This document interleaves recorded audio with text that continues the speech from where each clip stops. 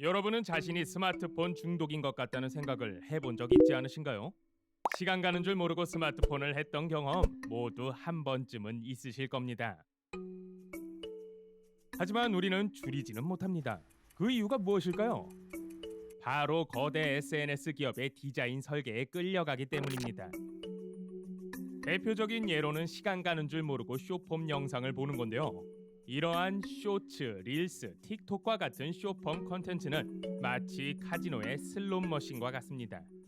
슬롯 머신의 손잡이를 당길 때마다 무엇이 나올까 기대되는 것처럼 우리는 무의식적으로 스크롤을 아래로 내리면서 콘텐츠에 빠져드는 것이죠. SNS 기업은 바로 이 중독성에 집중했습니다.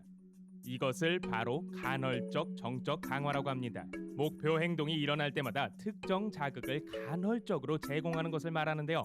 이는 목표와 보상을 예측할 수 없다는 것을 의미합니다. 1971년 심리학자 마이클 자일러는 비둘기를 대상으로 간헐적 정적 강화에 대한 유명한 실험을 진행했습니다. 첫 번째 실험은 비둘기가 버튼을 누르면 보상으로 무조건 먹이가 나오게끔 했고, 두 번째 실험에서는 버튼을 누르면 랜덤으로 먹이가 나올지 안 나올지 모르게 했습니다. 비둘기는 첫 번째 실험에서는 배가 부르고 나니 버튼 누르기를 멈췄고, 두 번째 실험에서는 버튼 누르기를 멈추지 않았습니다. 비둘기는 먹이가 아닌 버튼 누르기에 더 중독되어 상황이 전복되어 버린 거죠. 예측할 수 있는 보상보다 예측할 수 없는 보상이 훨씬 유혹적이라는 겁니다.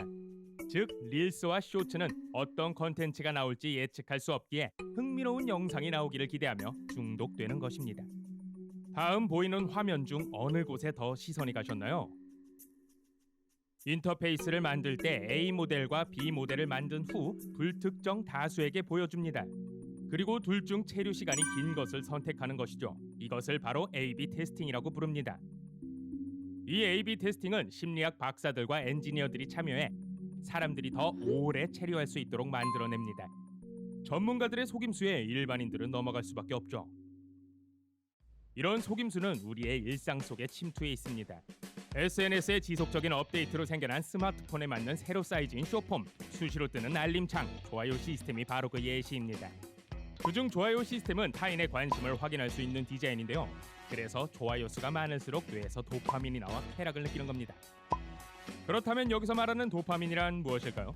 도파민은 일상의 동기부여이자 삶의 활력소로 생존을 위한 가장 필수적인 뇌신경 전달 물질입니다. 도파민은 크게 장기적 목표를 위한 인내심과 즉각적 쾌락 충족으로 나뉘는데요. 이를 보여주는 대표적인 예시로 마시멜로 실험이 있습니다. 아이들에게 먼저 마시멜로 하나를 주고 15분 동안 기다리면 한 개를 더 주겠다고 제안합니다.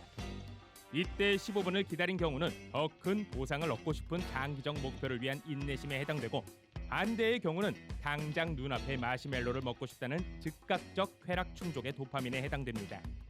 이는 SNS도 마찬가지입니다. 꼭 이 즉각적 쾌락 충족의 도파민이 나쁜 것은 아니지만 점점 더 강한 자극에 익숙해진다는 점이 문제를 불러일으킵니다.